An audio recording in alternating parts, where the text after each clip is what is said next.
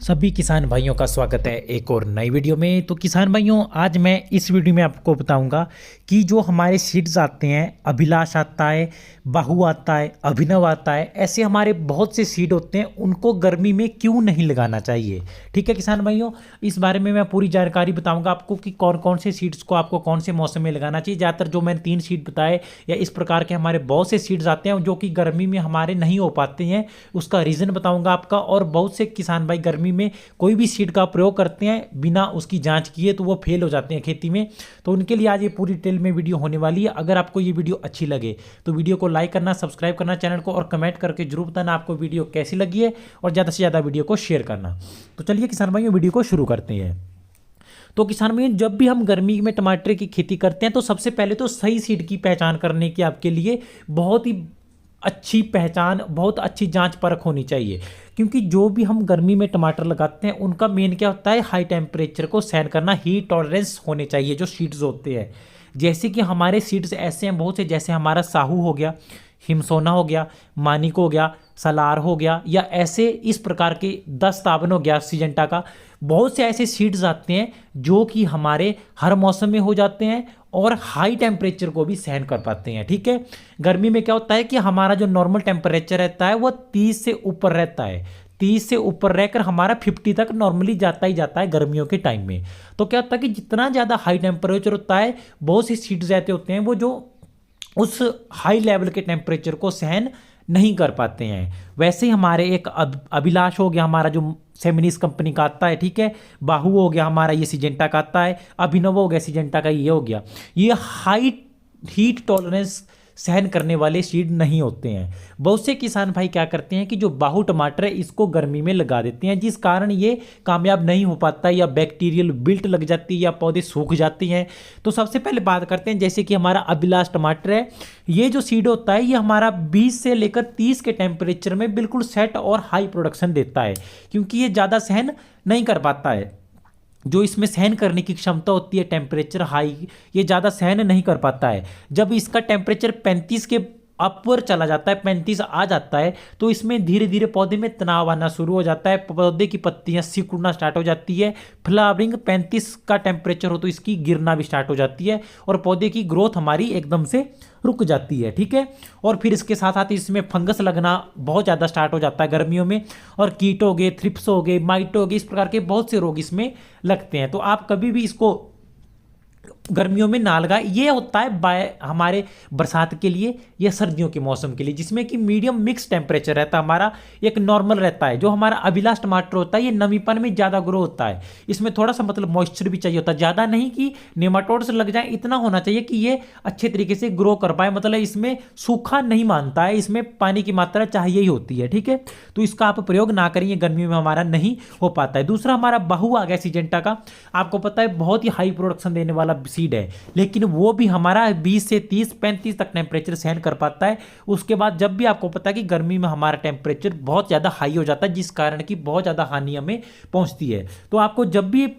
Seed लगाने हो तो हमारा या तो सर्दियों के लिए आप इन सीड का प्रयोग कर सकते हो, या बरसात में। बरसात में क्या होता है कि थोड़ी सी बारिश के कारण हमारा टेम्परेचर डाउन आ जाता है, लेकिन गर्मी में जून या जुलाई से पहले पहले हमारा टेम्परेचर बहुत ज़्यादा हाई होता है, जिस कारण ये हीट सहन नहीं कर पाते हैं। इनकी जो कोशिकाएं होती है, पौधे की जो ग्रो करने की होती है, नसें मान के चलो, वेन्स होती है, वो ब्लॉक हो जाती है, वो भोजन नहीं बना पाती है, ना पोषक तत्वों को ऊपर से नीचे तक ट्रांसफर कर पाती है, जो जड़ों से हमारे पोषक तत्व पौधा लेता है। आप सीधी सी भाषा में ये समझो। ठीक है, तो जो हमारा बाहु हो गया, ये भी हमारा हाई हीट जो होती है, हीट टॉलरेंस का पौधा नहीं होता, ये सहन नहीं कर पाता है, जिस कारण बहुत ज़्यादा हानि हमें पहुंचती है। तो आपको इन बातों का विशेष ध्यान रखना है, ताकि आप जब भी आप खेती करो तो बढ़िया सीड की पहचान करो। क्योंकि शुरू में क्या होता है कि जब हम टमाटर लगाना स्टार्ट हो जाता है गर्मियों में, बहुत से जगह पे जनवरी महीने में, अगले महीने से स्टार्ट हो जाएंगे, बहुत से फरवरी महीने में, मार्च महीने तक हमारे नॉर्मली लगाई जाती हैं, कुछ क्षेत्रों में फिर अप्रैल में भी लगाए जाते हैं।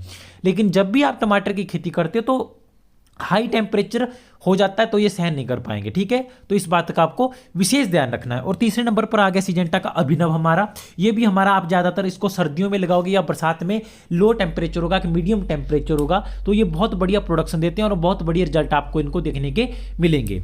क्योंकि सीड्स का क्या होता है किसान भैया, जब तक आप लगाओगे कुछ दिनों का तक बढ़िया फ्लावरिंग होगी, बढ़िया पौधा ग्रो होगा, लेकिन जैसे इनमें फल लगने स्टार्ट हो जाएंगे तो पोषक तत्वों की मात्रा भी ज़्यादा चाहिए होगी और धीरे धीरे जैसे टेम्परेचर हाई होता रहेगा तो वो इनकी ग्रो एकदम से रुक जाएगी, क्योंकि हाई टेम्परेचर सहन नहीं कर पाते, इनकी कोशिकाएं ब्लॉक हो जाती है, रुक जाता है। इनका जो प्रकाश संश्लेषण के माध्यम से पौधा अपना भोजन बनाता है वो बनाना ब्लॉक हो जाता है, वो रुक जाती है, ठीक है।